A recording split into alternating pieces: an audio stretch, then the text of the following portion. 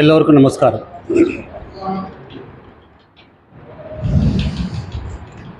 நான் மெய்வழி சாலையிலிருந்து வந்திருக்கேன்.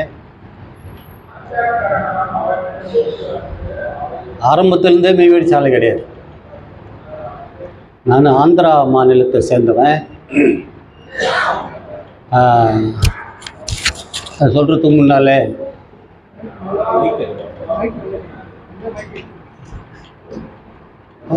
அவ்வளோதான்.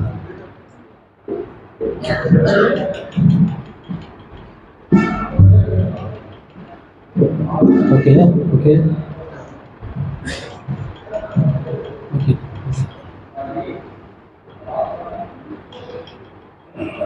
எல்லாம் வல்ல ஏகநாயகனான நமது குலத்தந்தை பிரம்மபிரகாசம் மெய்வழிச்சாலை ஆண்டவர்களின் திருப்பாதங்களை போற்றி புகழ்ந்து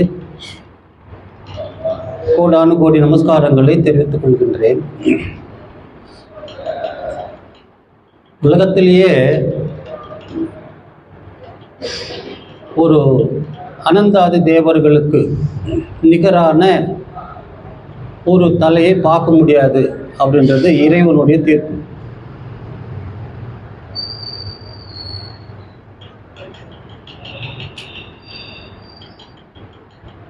ஏன் அப்படின்னா, பூமி தோன்றிய காலத்திலிருந்து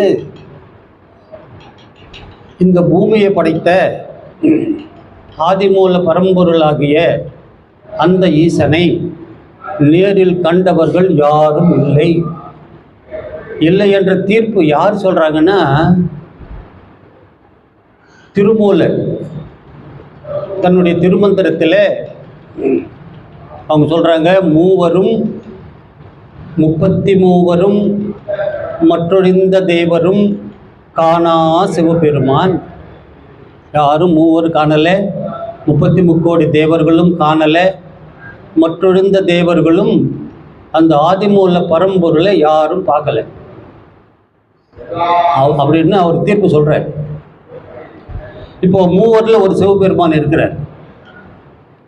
அப்போ அந்த எந்த சிவபெருமான் இவங்க பார்க்கல அப்படின்ற மாதிரி சந்தேகம் வரப்போகுதுன்றதுனால அவரே என்ன பண்றாருன்னா, தானான கைலாச பதியில் தானும் மூவரில் ஒருத்தர் கைலாசபதி, சட்டமுடன் தேவாதி தேவர்தானும் அந்த கோணான கடவுளின் பதாம்புயத்தை இந்த கொற்றவர்களும் மாண்பர்களும் கண்டதில்லை, யாருமே பார்க்கல. அப்போ யார் பார்த்துருப்பாங்க அப்படின்னா, அவங்களுடைய திரு அவதாரம் இந்த பூமிக்கு வரல, இப்போதான் வந்துடுது. வரும்போது யார் பார்த்தாங்கன்னா, அனந்தாதி தேவர்கள் தான் பார்த்தாங்க. அதுக்கப்புறம் அனந்திகள் எல்லாம் பார்த்தாங்க. அவங்க சந்ததி சில பேர் பார்த்துருக்குறாங்க, நம்மள கூட சில பேர் பார்த்துருப்பாங்க. அப்போ அந்த மாதிரி உலகத்திலேயே சிறப்புமிக்க அனந்தாதி தேவர்களை போற்றி புகழ்ந்து சொல்லணும்னா, தெய்வம் அவர்களே ஒரு பாடல் எழுதி வச்சிருக்கிறாங்க. அரிய சூரிய சந்திர அண்ணன்மார்களே பொன்னின் அரங்க முகப்பீனில் என் நிறமுமிருப்போரே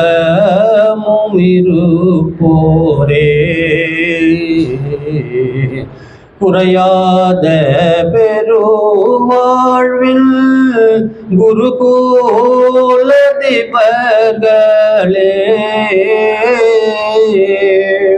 குறையாத பெருவாழ்வின் குருகூலதிபர்களே,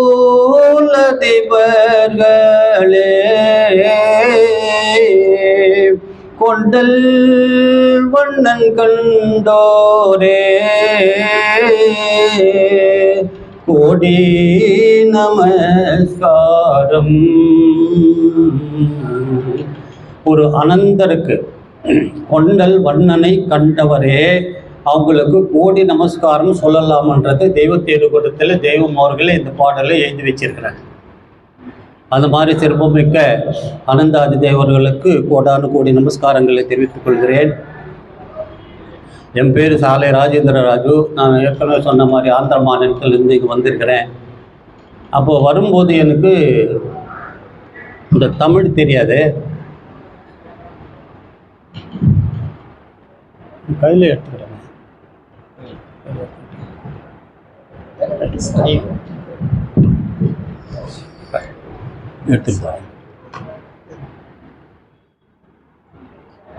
படித்ததெல்லாம் தெலுங்கில்,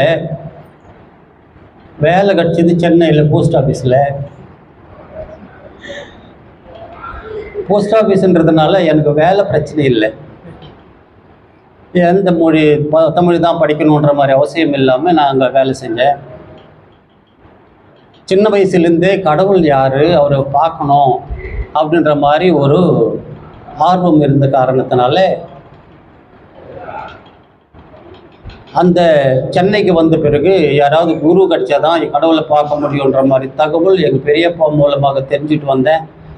சென்னைக்கு வந்த பிறகு ஒரு கோவிந்தப்ப நாயக்கன் தெருவில் ஒரு குருவை சந்தித்தேன். அதுக்கப்புறம் அவர்கிட்ட 3 ஆண்டுகள். அதுலேருந்து ஏன்னா ஒன்று ஒன்றா சொல்லினே வந்தால் நிறைய டைம் போயிடும், எவ்வளோ டைம் கொடுப்பாங்கன்னு எனக்கு தெரியாது.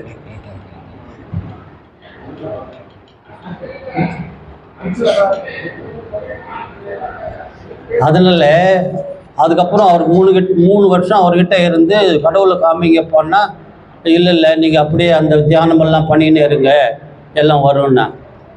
சரி, அங்கேருந்து வெளியில் வந்து இது சரிப்பட்டு வராதுன்னு வேதாத்ரி மகரிஷி ஆசிரமம் வந்து பெசன்ட் நகர் தாண்டி இருக்குது, வால்மீகி நகரில். அவர்கிட்ட போய் 5 வருஷம் அவர் சொன்னதெல்லாம் கேட்டு அவர் தீட்சை கொடுத்தாரு, உபதேசம் கொடுத்தாங்க, அதில் ப்ராக்டிஸ் எல்லாம் கொடுத்தாங்க, எல்லாமே பண்ணியிருக்கிறோம்.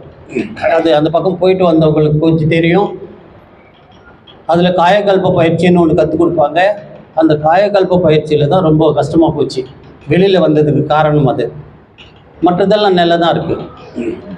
ஒரு 20 அஸ்வினி முத்ரா போட்டு ஒரு ஓஜஸ் மூச்சு போடணும். அதாவது அந்த சக்தியெல்லாம் மேலே கொண்டு வந்து சிரசு வரலும் கொண்டு வந்து அங்கேருந்து உடல் முழுக்க அனுப்பணும். அது நல்லா தான் இருந்தது.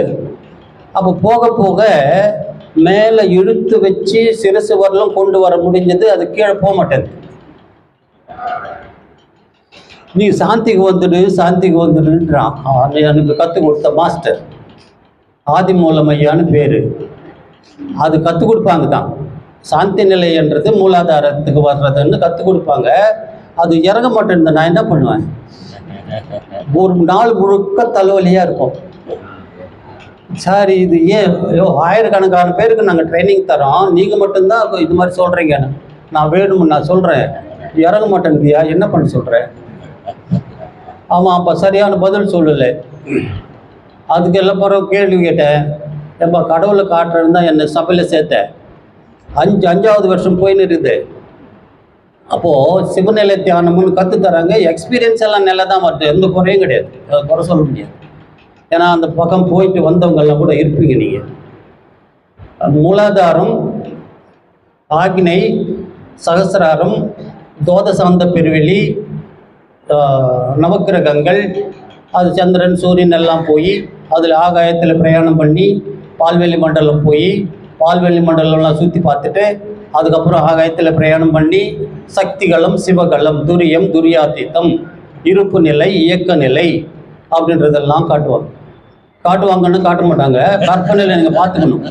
நினச்சிக்கோன்னு போனோம். அதாவது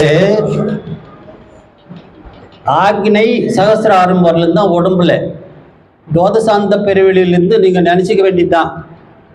5 வருஷமாக நினச்சிக்கிறேன். எப்போ இது உண்மையாக தெரியும்னு சொல்லுங்க. இது வேறு காயக்கல்ப பயிற்சி பிரச்சனையாக இருக்குது, தலைவலி வருது, வேலை கூட போக முடியல. எனக்கு உண்மையாக இதெல்லாம் எப்போ வரும்னு சொல்லு. நீ அப்படியே பண்ணினீரு, உனக்கு கர்ம வினை தீரும் போது எல்லாம் கிடைக்கும். சரி, எப்பயா கர்ம வினை தீரும்? யாருக்கிட்டையும் எந்த இதுவே கிடையாது. என்னடா மழுப்பில் பதில் சொல்கிறாங்க. சேர்த்துக்கும் போது மட்டும் எனக்கு கடவுளை காட்டுறேன்னு சேர்த்துக்கிட்டாங்க அப்படின்ற மாதிரி அவங்ககிட்ட வெளியில் வந்து வேறு ஏதாவது ட்ரை பண்ணலாம் அப்படின்ற மாதிரி இருக்கும்போது அதுக்கப்புறம் ஈஸ்வரிய பிரம்மகுமாரிகள் விஸ்வவித்யாலயம் ராஜயோக பயிற்சி முகாமல்னு போய் அவங்ககிட்ட 3 வருஷம் இருந்தேன். 3 வருஷம் இருந்தது. எப்படி இருந்ததெல்லாம் நல்லா தான் இருந்தது. போகும்போது நல்லா தான் இருக்கும். பூண்டு ஆகாது, வெங்காயம் ஆகாது, கடுகு ஆகாது, அதுக்கப்புறம் பெருங்காயம் ஆகாது, அதெல்லாம் சொல்லினே வந்தான். அது நல்லா தான் இருந்தது, ஃபுட்டெல்லாம் கூட நல்லா தான் இருந்தது. 3வது வருஷம் வந்த பிறகு பொண்டாட்டி ஆகாதுன்னா, எங்கடா விட்டு போகிறது? ஏன் 3 பசங்க இருக்கிறாங்க. பொண்டாட்டியை வந்து நீ சிஸ்டராக நினச்சிக்கோன்னா, பொண்டாட்டியை சிஸ்டராக நினச்சிக்கோ. ஆனால் இந்த வழிமுறையே நமக்கு ஆகாதப்பான்னு வெளியில் வந்துட்டேன்.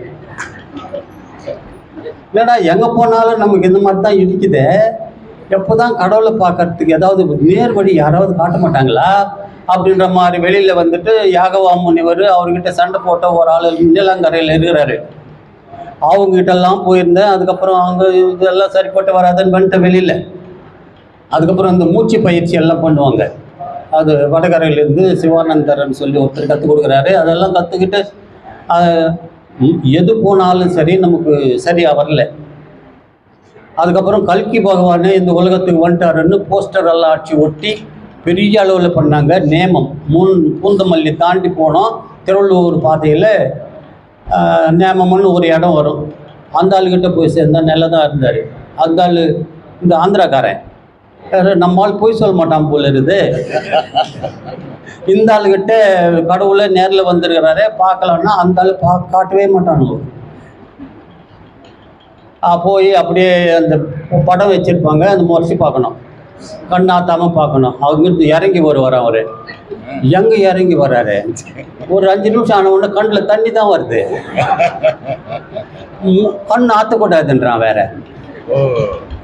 3 வருஷம் கழிச்சு அதுக்கப்புறம் கடைசியில் நான் சேரும்போது என் கூட வந்து சேர்ந்தவர் சினிமாவில் இப்போ தாமுன்னு ஒரு பையன் இருக்கிறான், ஒரு ஆள் இருக்கிறான் பாருங்க. தாமுன்னு காமெடி ஆக்டரோ யாரோ ஒன்று மிமிக்ரி பண்ணுறானே, அந்த மாதிரி ஒருத்தர் என் கூட வந்து சேர்ந்தவர் அவர் என்னமோ நான் வாழ்க்கையில் நல்ல நிலை வரணும் அப்படின்ற மாதிரி நான் சேர்ந்துருக்கிறேன்ற மாதிரி. எதுக்காக வந்து சேர்ந்துருக்கீங்கன்னு கேட்பாங்க. நான் கடவுளை பார்க்கறதுக்காக வந்திருக்கிறேன், அந்த கடவுள் தான் வந்திருக்கிறாரு, பார்ப்பீங்க போங்கன்னா. 3 வருஷம் நல்லா போயிருந்தேன். மற்ற இடத்துக்கெல்லாம் நான் தனியாக போனேன். இந்த கல்கி பகவான்கிட்ட குடும்பத்தோடு போயிருந்தேன். நல்லா தானே இருக்குது, குடும்பத்தோடு போய் கற்றுக்கலான்னு எல்லாமே கற்றுக் கொடுத்தானுங்க. 3வது வருஷம் வரும்போது ஐஸ்வர்ய யாகம்னு ஒன்று நடத்தினாங்க. அதுக்கு 5000 ரூபாய் கட்டணும், ஆளுக்கு 25,000 ரூபாய் கட்டணும். நான் 5 பேர், 3 பசங்க, நாங்கள் 2 பேர். 25,000 ரூபாய் போஸ்ட் ஆஃபீஸில் வேலை செய்கிறேன், வாடகை கட்டணும், பசங்களுக்கு படிப்பு. எங்கிட்ட எது 25,000 ரூபாய் லோன் போட்டு கட்டினேன். அவனுக்கு பேங்க் பக்கமே போக மாட்டேன் நான். அப்போ போய் போஸ்டல் பேங்க்கில் லோன் போட்டு அவனுக்கு 25,000 ரூபாய் கட்டி உள்ளே போயிட்டேன். 1 வாரம் இருக்கணும். 5வது நாள் ப்ரேயர் நடக்குது, சூரியன் உதயம் ஆகுது. ஒரு 5 பேர் ஒரு 50 பேர் வந்து உட்காந்தான் ஓரமாக. கொஞ்ச நேரத்திலேயே ஓரம்னு கத்துறான்.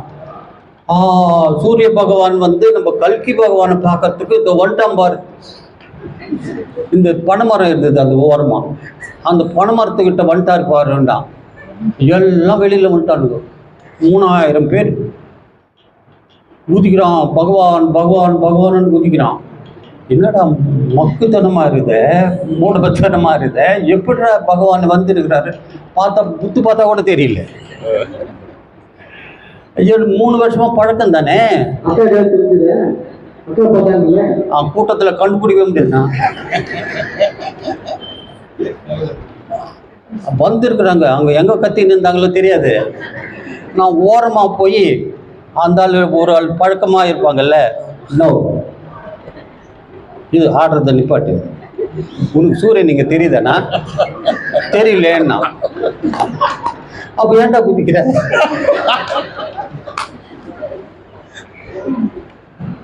அந்த மாதிரி போய் 4-5 பேர்கிட்ட கன்ஃபார்ம் பண்ணாலும் யாருக்கும் தெரியலன்றது தான் உண்மை. கூட்டத்தோடு கூட்டமாக எல்லாமே ஆடின்னு இருக்குதே தவிர ஒருத்தருக்கும் தெரியல. அது கன்ஃபார்ம் ஆயிடுச்சு. இவங்க ஏதோ பொய் சொல்லி ஏமாற்றி தான் மக்கள் அவன் வந்து ஐஸ்வர்ய யாகம்ன்றதுனால ஒரு ஆளுக்கு 5,000 ரூபாய்னா 3,000 பேர் சேர்ந்துருக்கிறான். அந்த உண்டியில் எவ்வளோ ஒரு பெருசாக வச்சுருக்கிறான் ஹாலில், எல்லாமே ஃபுல்லாகினே இருக்கும். அடாடா, அவன் பணக்காரன் ஆகிறதுக்கு ஏதோ வழி வச்சிருக்கிறான்டா. இது ஆன்மீகத்தை பற்றி ஏதோ 1-2 சைக்காலஜிக்கலாக சொல்கிறாங்க, ஆட வைக்கிறாங்க, ஆட வைக்கிறாங்க, அவள் தான். அதுக்கப்புறம் டிஃபன் டைமில் தான் பொண்டாட்டி பசங்களெல்லாம் பார்க்க முடியும், அந்த கூட்டத்தில் பார்க்கவே முடியாது. ஒரே ஒரு கவுண்டருக்கு வருவோம் நாங்கள்.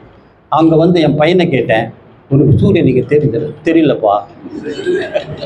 எங்கள் மிஸ்ஸஸை கேட்டேன், ஆமாம் நிழலாக தெரிஞ்சுது எனக்கு. அது எப்படி தெரியா? எங்களுக்கெல்லாம் தெரியாது. ஒரு ஆள் சொல்கிறான், நீ ரொம்ப பாவம் பண்ணுகிறன்னு பட்டம் கட்டிக்கோங்கண்ணா ஆடுன்றான்.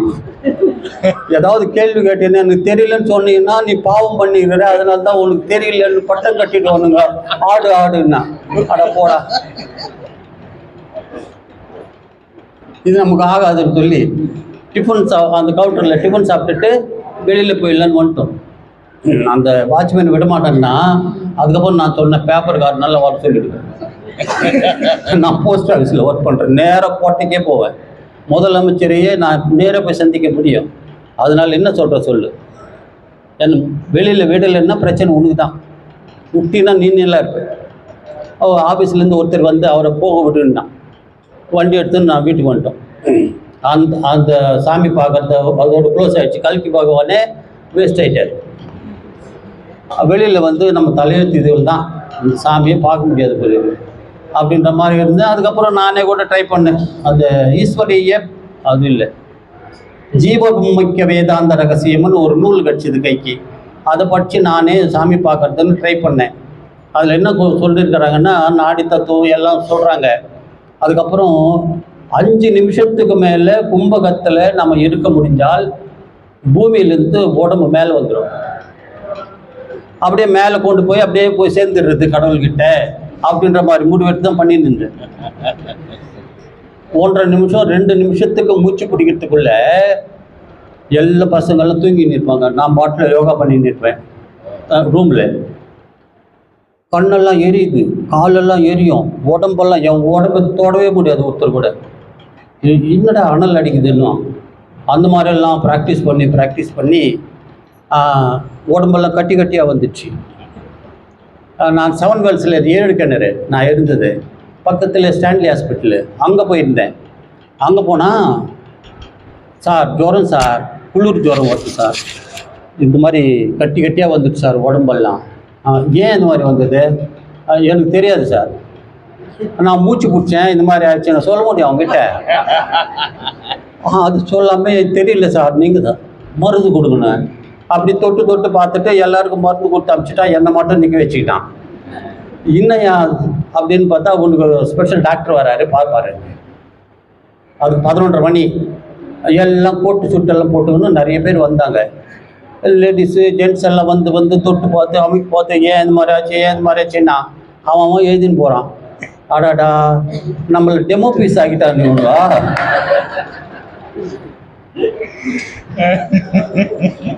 அப்போதான் புரியுது எனக்கு. அது ட்ரைனிங் டாக்டர்ஸ் எல்லாம் வந்து இது என்னன்னு கண்டுபிடிச்சி சொல்லணும், அவன் எழுதிட்டு போகிறான். சரி, மாட்டிட்டு போய் வெளியில் வர முடியாது அப்படின்ற மாதிரி போய் நிப்பாட்டிட்டு அது ஜுரமெல்லாம் போச்சு. அதுக்கப்புறம் வேலைக்கு போக ஆரம்பித்தேன். இனிமேல் கடவுளே தேடக்கூடாதுப்பா, நமக்கு கடவுளுக்கும் நமக்கு ராசியே கிடையாது அப்படின்ற மாதிரி கை விட்டு கம்முன்னு இருந்தேன்.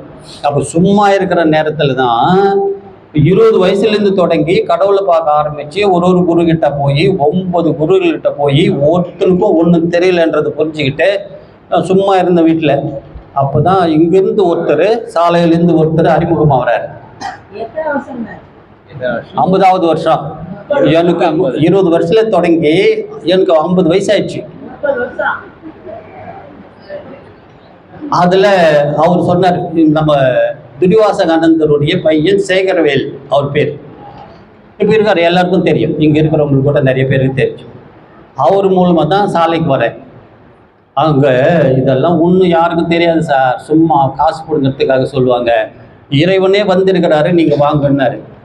சரி, போய் பார்த்துடலாம். கடைசியாக எத்தனையோ பேர்கிட்ட போய் பார்த்துட்டோம், இங்கே போய் பார்த்துடலான்னு சொல்லி இங்கேயும் வந்தேன். ராத்திரி ஆயிடுச்சு, ஒன்றும் தெரியல, காடு மாத்திரம் தெரியுது. பகலில் அதெல்லாம் சுற்றி பார்த்தா நல்லா தான் இருக்குது, சொல்கிறதெல்லாம் நல்லா இருக்குது. ஒரு சில விஷயங்கள் நிறைய புரியல. ஏன்னா சென்னையில் இருந்தாலும் கூட தமிழ் படிக்கூடாதுன்னு இருக்கிறேன் நான். தமிழ் எல்லாம் மொழியே கிடையாது, தெலுங்கு தான் அப்படின்ற மாதிரி இருந்த எனக்கு அவங்க தமிழில் பேசுகிறாங்க, சொல்கிறதெல்லாம் நல்லா விளங்குது. இது மாதிரி தானே தேடி வந்தோம் நாம் அப்படின்ற மாதிரி பார்த்துன்னு இருந்தேன். 2வது நாள் 3வது நாள் எனக்கே கூட நான் படிக்கும்போதே படித்த ஒரு தகவல் ஞாபகத்துக்கு வந்தது. வீரபிரமேந்திர சுவாமிகள் இந்த எல்லையில் தான் இறைவன் வருவார்ன்ற ஒரு தீர்க்க தரிசனமாக சொல்லியிருக்கிறார். நாங்கள் என்ன சொல்கிறோன்னா காலஜானம்னு சொல்லுவோம் நாங்கள். அங்கே இங்கே தீர்க்க தரிசனம்னு தமிழில் சொல்கிறாங்க. அவர் அங்கே எழுதி வச்சிருக்கிறார். இந்த மாதிரி கலியுகத்தினுடைய கடைசி காலத்தில் மக்களை ரட்சிப்பதற்காக அந்த ஆதிமூல பரம்பொருளே மனித தோளம் தாங்கி இந்த உலகத்தில் வருவாங்க. அவங்க வரக்கூடிய எல்லை அடையாளங்கள் எல்லாமே சொல்லி வச்சிருக்கிறார். அவர் என்னென்னா அவர் மண்ணாலான குடிசைகள் கட்டிக்கிட்டு அங்கே தான் வாழ்ந்துன்னு இருப்பாங்க. அவங்க சீடர்களோடு தான் அவங்க இருப்பாங்க.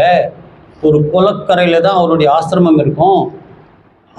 அது ஒரு காருண்ய ஸ்தலமாக மாற்றப்பட போகிறதுன்னு சாந்திர சிந்து வேதம்னு பேர் அதுக்கு. அதில் எழுதியிருக்கிறாங்க இதெல்லாம். அதெல்லாம் ஞாபகம் வரவே இடம் கரெக்டாக இருக்குது. எல்லாம் சுற்றி பார்த்தா எல்லாமே குடிசைகள் தான், மண்ணால் தான் கட்டுப்பட்டிருக்காங்க. ஒரு முறையான வாழ்க்கையில் தெரியுது. வெளி உலகத்தில் இந்த மாதிரி ஒரு ஊரையோ ஆளுங்களையோ பார்க்க முடியாது. அப்போல்லாம் நான் வரும்போது ரொம்ப ஸ்ட்ரிக்ட்டு, யாரையும் உள்ளே சேர்க்க மாட்டாங்க.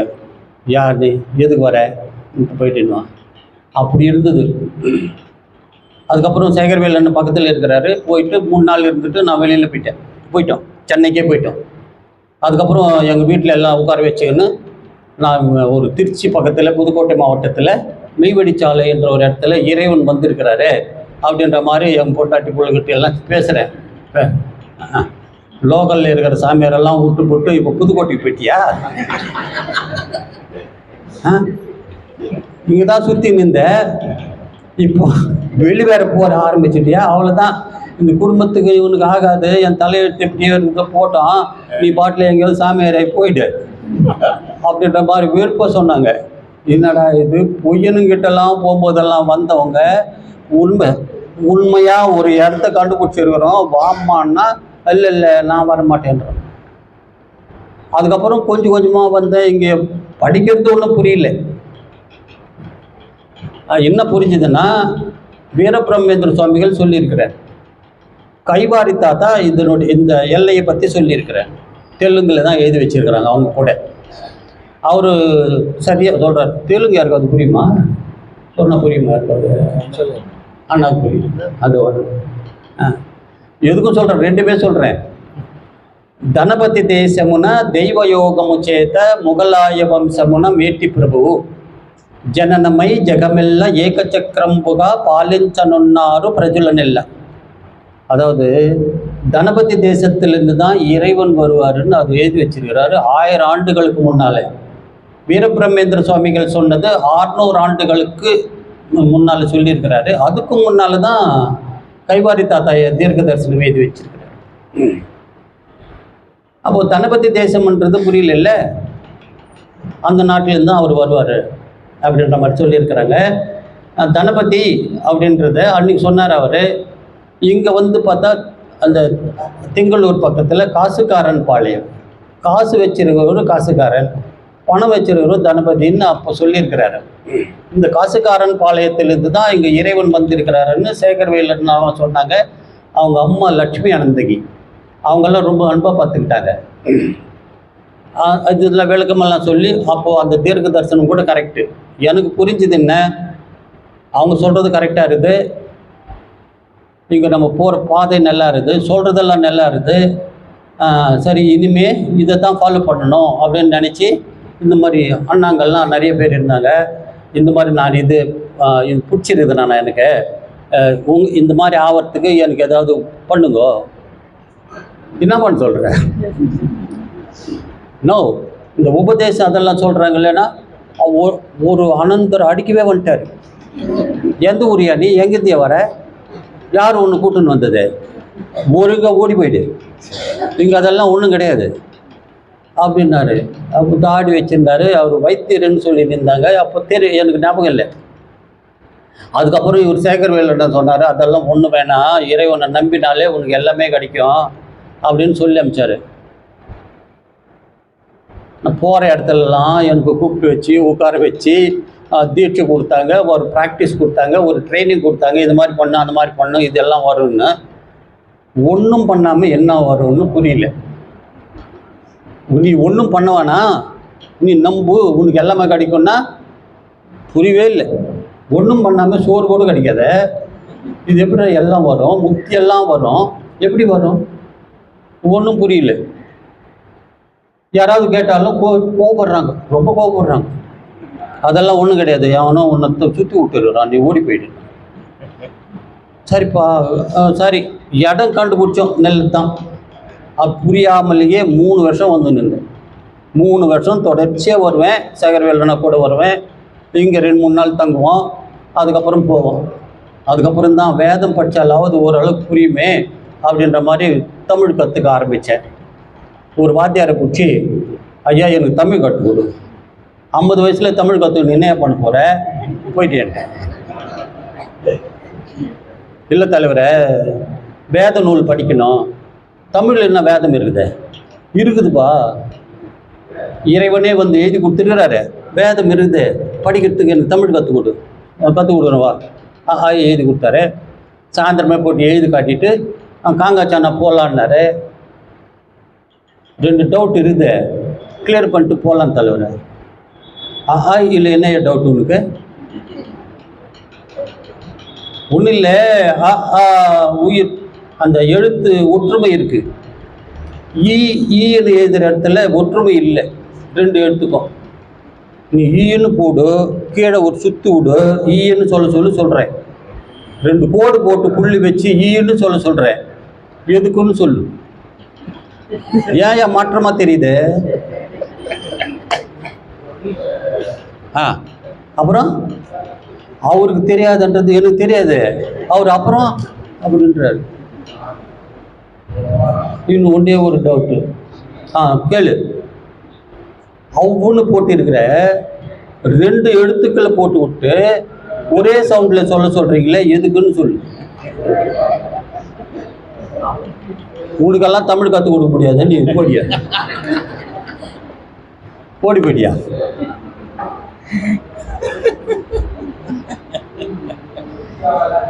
என்னடா இது, தமிழ் கற்றுக்கிற முதல் நாளே தகராறுன்னா நான் எப்போ தமிழ் கற்றுக்கிறேன்? எங்கள் மிஸ்ஸஸ் எல்லாம் தமிழ் பொண்ணு தான். அந்த அம்மா கிட்ட போய் பசங்கள்லாம் கூட தமிழ் தான் படித்தாங்க. அதனால் அவங்கக்கிட்ட கொஞ்சமாக கற்றுக்கிட்டு நானே கொஞ்சம் கற்றுக்கிட்டு உங்களாட்டம் வரலைன்னாலும் ஓரளவுக்கு வரும், அதை வச்சு தான் மெயின்டைன் பண்ணிட்டு இருக்கிறேன். அப்படி அப்போ 3 வருஷம் கழிச்சு இந்த நூல் படிக்க ஆரம்பித்த பிறகு தான் ஒரு விஷயம் எனக்கு புரிஞ்சது. என்ன புரிஞ்சுதுன்றது மட்டும் நான் சொல்லி என்னுடைய உரையை முடிச்சுக்கிறேன்.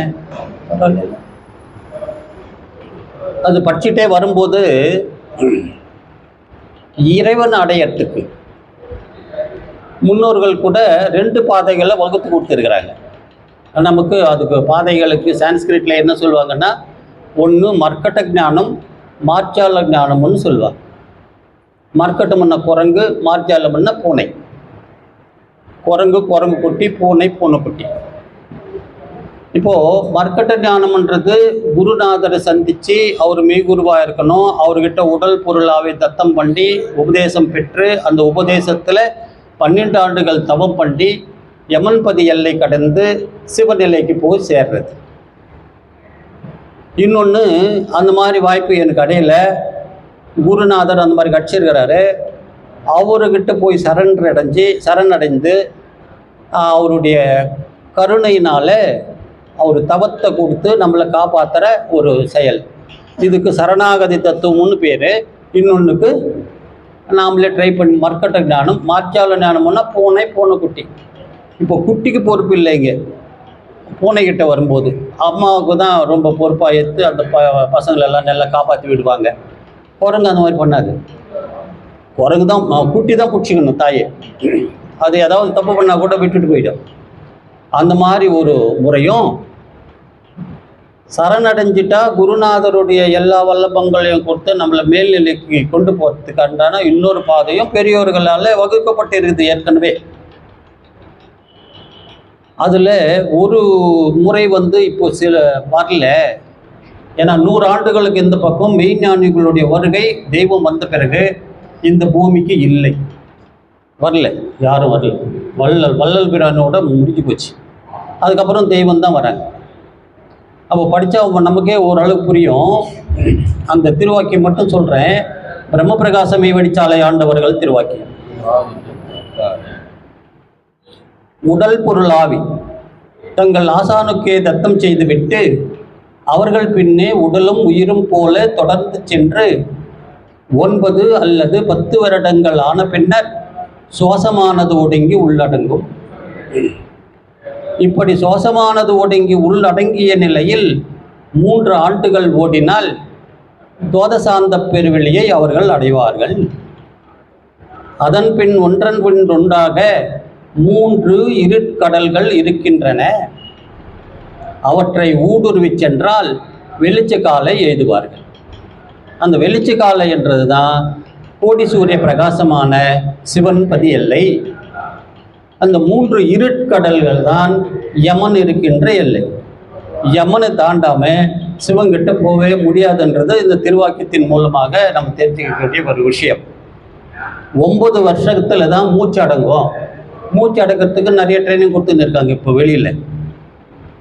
அந்த மாதிரி 2 பேர் வந்துட்டு கூட போனாங்க முந்தனேத்து. மூச்சு அடக்கினா என்ன ஆகும்னு புலஸ்திய மகாமுனிவர் அவர்களின் தீர்க்க தரிசனமெல்லாம் காமிச்சு அவங்க சென்னையிலேருந்து தான் வந்திருக்கிறாங்க, போயிருக்கிறாங்க, மறுபடியும் வரேன்னு. அந்த மூச்சு பயிற்சி பண்ணுறதெல்லாம் நிறைய பேருக்கு இன்றைக்கி போயின்னு இருக்குது, ஒரு பக்கம் போயின்னு இருக்குது. மூச்சு அடங்கிறதுக்கும் 9 வருஷம் ஆகும். மூச்சுக்கும் மனதுக்கும் நெடுங்கிய தொடர்பு இருக்குது. மூச்சு அடங்குனா மனம் அடங்கணும். மனம் இருக்கிற வரலும் யாராலையும் தியானமோ தவமோ பண்ண முடியாது. சும்மா கண்ணு முடின்னு உட்காந்துன்னு இருக்கலாம், நான் கூட தியானம் பண்ணுறேன்னு ஏதோ பாவில் கட்டின்னு இருக்கலாமே தவிர மனம் செயல்படுற வரலும் தியானம் பண்ண முடியாது, தவம் பண்ண முடியாது. அதெல்லாம் முதல்ல மூச்சு அடக்கிறதுக்கு விஞ்ஞானிகள் ட்ரைனிங் தராங்க. அதுக்கப்புறம் யமன் பதி எல்லை கடக்கணும், தோதசாந்த பெருவெளி தாண்டணும், அப்போ தான் சிவன் பதிக்கு போக முடியும். அந்த வெளிச்சக்காலை எழுதுவார்கள். இது கைவரவான பின்னர் தான் யமனாகிய படர் அஞ்சி விலகும். இப்போ அங்கே போய் யமன் தொட முடியாது. அந்த நிலைக்கு ஒரு மனிதனும் இந்த ப்ராசஸில் வர முடியும். இப்படி தான் நீ வந்திருக்கணும் அப்படின்ற மாதிரி தெய்வம் உத்தரவிது. அப்புறம் என்ன சொல்கிறாங்க, இப்படியா இது ஒரு பக்கம் நீ இப்படி தான் வந்திருக்கணும். இன்னொரு பக்கம் சொல்கிறாங்க, இப்படியான அருந்தவ பாட்டால் ஒருவர் அடைகின்ற வல்லபத்தை, இப்படி தான் நீ வந்திருக்கணும். இப்படியான அருந்தவ பாட்டால் ஒருவர் அடைகின்ற வல்லபத்தை எம் தவத்தை இட்டு நிரப்பி, தெய்வம் சொல்கிறார், எம் தவத்தை இட்டு நிரப்பி உங்களுக்கும் அந்த யமனனுகா பதவி கிட்டும்படி செய்கின்றோம். இப்போ நான் தவம் பண்ணலை, இது 2வது முறை. சரணாகதி தத்துவத்தில் 2வது முறையில் தவம் பண்ணலை. தவம் பண்ணவங்கிட்ட போய் சரணடைகிறோம். அவங்க தவத்தை போட்டு நிரப்பி உங்களுக்கும் அந்த யமனனுகா பதவி கிட்டும்படி செய்கின்றோம். எவருடைய உதவியும் எட்டி தீண்டப்படாத அந்த யமன் பதி எல்லையில் உதவுகின்றவர்களே தெய்வம் என்று இந்த உலகம் அறியுமா? அறியாது என்று நமது குலத்தந்தை பிரம்ம பிரகாசமை வடிச்சாலை ஆண்டவர்கள் திருவாய் மலர்ந்து அருளியுள்ளார்கள். இது படித்த பிறகுதான் நான் இவங்க எதுவும் பண்ண வேணான்னு சொல்கிறாங்கன்றதுக்கு எனக்கே புரிஞ்சுது. 3 வருஷம் ஆச்சு. அது வரலும் இவ்வளோ சொல்லலை யார். ஒருவேளை நான் அந்த மாதிரி கேட்கலையோ என்னவோ, டைம் கொடுத்து அவங்களோட இருந்து கேட்காமல் கூட இருந்திருக்கலாம், நம்ம ஒரு தப்பு இருந்திருக்கலாம். அது புரிஞ்ச பிறகு ஆஹா இது ஒன்றும் பண்ண தேவையில்லை, அவங்க பார்த்துக்கிறேன்னு சொல்கிறாங்க எல்லாத்தையும், அவங்களுடைய உத்தரவுக்கு நீ இருந்தால் போதும் அப்படின்ற மாதிரி தெரிஞ்சுக்கிட்டோம்.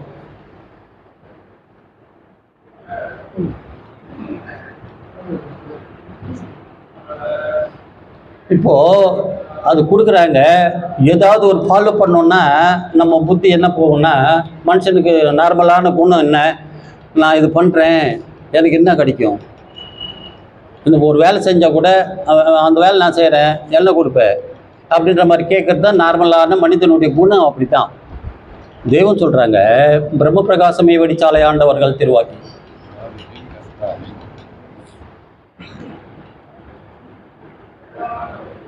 நான் ஒரு புக் எடுத்துக்கிட்டேன்,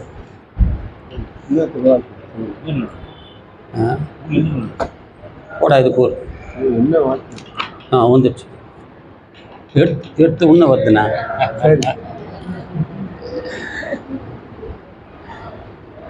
அழிவில்லாத முடிவில்லாத அழகு ஆண்மையோடு நோய் நொடியே இல்லாத நித்திய உடல் எடுத்து வாழ வந்த மனிதன் நீ.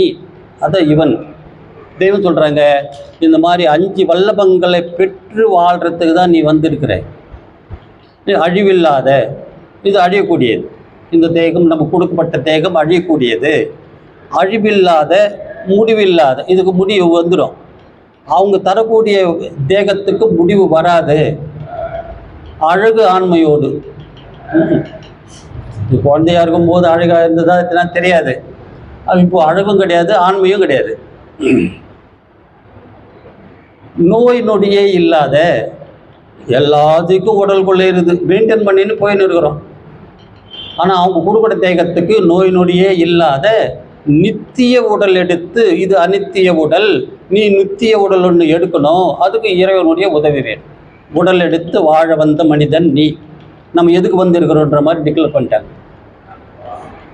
அப்போது நமக்கு இந்த உலகத்தை எல்லாம் படைத்த கர்த்தர் இறைவனோ உடல் இல்லாதவன். அந்த இறைவன் தன் வல்லபத்திற்கேற்ற எழிலான தோற்றத்தோடு வெளியாவதற்கு இருக்கின்ற அந்த பொன்னுலகத்தில் வாழும் யுகவித்தாக ஆக வந்தவன் நீ. போபா, எவ்வளோ ப்ராசஸில் சொல்கிறாங்க. இறைவன் உடல் இல்லாதவர் அரூபத்தில் இருக்கிறாரு. அவர் ஒரு நித்திய உலகத்தை, ஒரு பொன்னுலகத்தை படைக்க போகிறார். தன் வல்லபத்தையெல்லாம் திரட்டி ஒரு உலகத்தை படைக்க போகிறார். இப்போ இறைவன் கிட்ட ஒரு 100% வல்லமை இருக்குது. அதில் 1% செலவு பண்ணி தான் பூமியை படைச்சிருக்கிறார், இந்த உலகத்தை படைச்சிருக்கிறாராம். 99% கையில் வச்சுருக்கிறார். அது எல்லாத்தையும் ஒன்றா சேர்த்து ஒரு நித்திய உலகத்தை, பொன்னுலகத்தை படைக்க போகிறேன். அதில் உங்களை யுகவித்துக்களாக ஆக்கி வைப்பதற்காக தான் நான் இப்போ வந்திருக்கிறேன். ரெண்டுத்தையும் சொல்லிட்டாங்க. யுகவித்துக்களாக ஆக வந்தவன் அறிவு மாணிக்கத்தை இவனுக்கு தந்ததும், அறிவிப்புக்களாகிய வேதங்கள் இவனுக்கு தந்ததும் இதற்கு தான்னா மேலே சொன்ன 5 விஷயங்களில் நீ கைப்பெறணுன்றதுனால தான் இவ்வளவு வல்லபங்களையும் உனக்கு கொடுக்கப்பட்டிருக்குது. வேதங்களாகிய அறிவிப்புகள் அனந்தம் தந்ததும் இதற்குத்தான். இவற்றையெல்லாம் அறிவித்து இவனை எப்படியும் அதோகதிக்கு போகாமல் திருப்பி நித்தியத்தில் ஆக்கவே நாம் வந்திருக்கின்றோம் அப்படின்னு தெய்வம் அவர்கள் சொல்லியிருக்கிறாங்க இந்த திருவாக்கியத்தின் மூலமாக. இந்த வசந்தத்தை நீ ஒன்றும் பண்ணுவானா, அப்பா என்னை காப்பாற்றுன்னு சொன்னால் போதும். நமக்கு தேவை என்ன? என்னை காப்பாற்றுங்க. அந்த காப்பாற்றுங்கன்ற மாதிரி சரணடைகிறமே, அது 100% இருக்கணும். ஏதோ ஒரு போக்கா நானும் இறைவனை வேண்டிட்டேன் அப்படின்ற மாதிரி இருக்கக்கூடாது. 100% எப்படி நமக்கு வந்தது வரலன்னு தெரியும். இதில் ரொம்ப ரொம்ப தெளிவான ஒரு விளக்கம் வேணும்ல. திரௌபதி அம்மாவை மானபகப்படுத்துகிறாங்க சபையில். அந்த மாதிரி எல்லாரையும் உதவிக்கு கூப்பிட்றாங்க. யாரும் வரல, வாயை திறக்க மாட்டேன்றாங்க. கணவர்கள் எல்லாம் அடிமைப்படுத்தி கிடக்கிறாங்க. சரி, தன் வல்லபத்தினால் தப்பிச்சுக்கலான்னு பார்க்குறாங்க. கண்ணன் வந்தால் நம்மளை காப்பாற்றுவாரேன்ற எண்ணம் வருது. அப்போ கூட ஒரு கையில் புடவை பிடிச்சிக்கிட்டு இன்னொரு கையில் கண்ணான்னு கூப்பிட்றாங்க. அப்பயும் வரல. இப்போது அந்த அம்மாவால் ஒன்றும் முடியல. தன்னுடைய வல்லமை கொண்டு, சக்தியை கொண்டு காப்பாற்றிக்க முடியாதுன்ற ஒரு நிலை வரும்போது தன்னுடைய முயற்சியெல்லாம் கைவிட்டுடுறாங்க. கைவிட்ட பிறகு 2 கையும் தூக்கிட்டு கண்ணான்னு கூப்பிடும்போது தான் ஆட்டோமேட்டிக்காக சப்ளை ஆகுது. அப்படி தான் சினிமாவில் காட்டணும். சப்ளையாவது காப்பாற்றப்படுறாங்க, போயிட்டாங்க வீட்டுக்கு. வீட்டுக்கு போன பிறகு அது ஒரு லீஸ்டாக உட்காந்து இருப்பாங்கல்ல. ஆனால் ஏற்கனவே வந்து காப்பாற்றிருந்தா கொஞ்சம் நல்லா இருந்திருக்குமே, இவ்வளோ கஷ்டப்பட்ட பிறகு கடைசியில் வந்து காப்பாற்றுறீங்களே ஏன் அப்படின்னு கேட்டாங்க அவங்க. நான் பக்கத்தில் தான் நின்று நின்றேன். அதாவது என்னையே நான் காப்பாற்றிக்க முடியுன்ற மாதிரி உன்னுடைய குணம் இருந்தது. ஒரு பாதி தான் என் மேல ஒரு நம்பிக்கை இருந்தது உனக்கு, இன்னொரு பாதியை வந்து புடவை நீ பூச்சி வச்சிருக்கிறேன் என்னை காப்பாற்றிக்க முடியும் நான் அப்படின்ற மாதிரி இருந்ததில்ல. அதை எப்போ நீ கைவிட்டியோ அப்போ தான் டோட்டலாக என் மேலே சாய முடிஞ்சுது முன்னாலே. அந்த மாதிரி டோட்டல் சரண்டர் நமக்கும் வந்ததுன்னா நீ ஒன்றும் பண்ணுவானா, தவம் பண்ணுவானா, தியானம் பண்ணுவானா, ஒன்றும் பண்ணுவானா, தெய்வமே என்னை காப்பாற்று அப்படின்னு சொல்கிறதுல இவ்வளோ விவரம் இருக்குது. நானும் இம்மை விடி தான் அப்படின்னு போகிறதுல இல்லை, டோட்டல் சரண்டர் ஆகணும். அதுதான் அவங்க சொல்கிறாங்க, இந்த வசந்தத்தை கை நழுவ விட்டு போகின்றவனை அவன் போகின்ற எல்லையை எடுத்து சொல்லி, எங்கே போகிற நேர யமன்தான், அப்பிலே கிடையாது.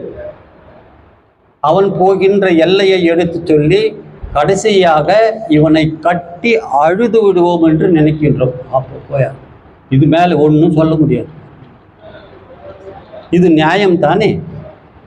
நீ 70 கோடி சாஸ்திரங்கள் படித்தாலும் நீ உடல் எடுத்தது எதற்கு என்பது இவ்வளவு சுருக்கமாக உனக்கு விளங்காது. அதனால நான் சொல்றதை கேளுனது.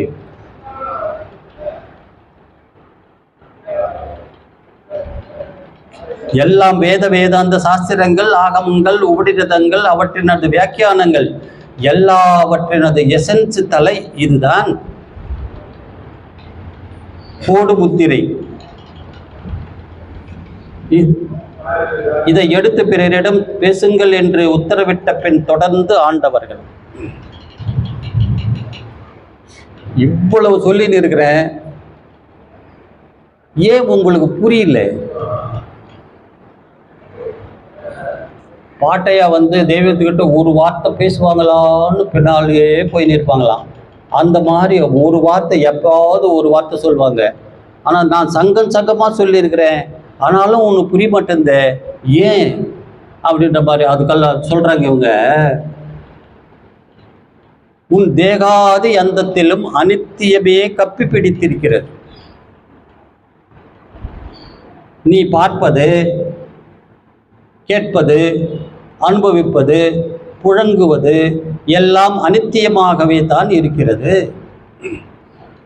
அதனால நீ என்ன சொன்னாலும் சரி, இந்த தேகத்துக்குண்டான குணம்தான் வெளிப்படுதே தவிர அந்த தெய்வ நீதத்துக்குண்டான குணங்கள் நம்மகிட்ட மாற மாட்டேங்குது. ஏன்னா இந்த மாதிரி தேகத்தினுடைய சேட்டை அதெல்லாம். அதனால அவங்கள உழவு சொல்றாங்க, நீ இங்கு நெருங்கி பழகத்தான் உன்னை பிடிச்சி வச்சிருந்த, அது சிறிது சிறிதாக சேதிக்கப்பட்டு போகும். எப்போ போகும்? நீ அடிக்கடி வரணும், குடல் வணக்கு கேட்கணும், தெய்வ வாக்கியங்கள் கேட்கணும், தெய்வ பாடல்களை கேட்கணும். நமக்கு அப்படியே எல்லாமே அதுவே மாறிடணும். இங்கு நெருங்கி பழகதான் அது சிறிது சிறிதாக சேதிக்கப்பட்டு போகும். அப்போது உன் அறிவு பிரகாசிக்கும். அது வரலும் மனம்தான் செயல்படுது, பிரகாசிக்கும். உனது தேகம் நித்தியத்தை பெறுவதற்காகவே இத்தனை வல்லபங்கள் நிரப்ப பெற்று வந்துள்ளது. இந்நெடிய உலகில் இதை எடுத்து உனக்கு அறிவிக்கும் எல்லை இது ஒன்றுதான் என்று நமது குல தந்தை பிரம்ம பிரகாச மெய்வடிச்சாலை ஆண்டவர்கள் திருவாய் மலர்ந்து அருளுள்ளார்கள் என்று சொல்லி என் முத்திற்பேருரை மீண்டும் தொடரும் என்று சொல்லி எதவரைக்கும் நமஸ்காரம் சொல்லி இவருக்கு நமஸ்காரம்.